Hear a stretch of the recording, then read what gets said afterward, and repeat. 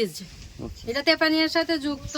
এটা কুসামারা উত্তরপাড়া 4 নম্বর word bridge. এদিকে সবাই চলাচল করে সব সময়, কিন্তু সবাই পড়ে ডেইলি কইতে গেলে এখানে পড়ে অ্যাক্সিডেন্ট হয়। কতদিনের সমস্যাটা এটা আপনাদের? সমস্যা 6 মাস না, 4-5 বছর, 4 বছর ধরে। আপনারা স্থানীয় পঞ্চায়েত রাস্তা তো অনেক বছর ধরে এখনো ঠিক হয়নি, রাস্তা অনেক বছর ধরে। না, আপনারা কি স্থানীয় ব্লকের বা পঞ্চায়েতে কোনো ইনফর্ম করছিলেন এই বিষয়ে? হ্যাঁ, জানানো হয়েছে, কিন্তু তারা কোনো ইয়ে পায় না, পদত্ব পায় না। আপনাদের মূল কি দাবি? আমাদের রাস্তা ঠিক হতো, তারপরে ব্রিজটাও ঠিক হইতো।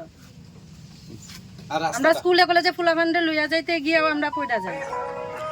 আজকেও আমি পড়ছি, স্কুটি লইয়া এখানে পড়ছি, তাইলে লইয়া যেতে পারি না।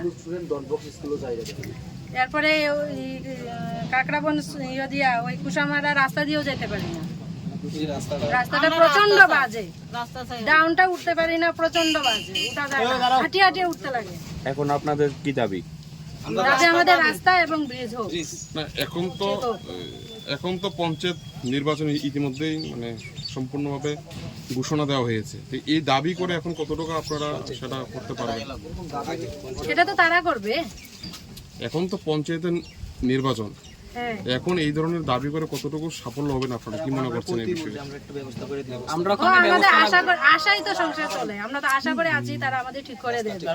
আর আমাদের তো চলাফেরা করতে হবে, চলাফেরা না করলে তো হবে না। আমরা চলাফেরা করতে পারছি না, শুধু আমরা না, এই রাস্তার সাথে অনেকে যুক্ত, অনেকে যাওয়া আসা করে।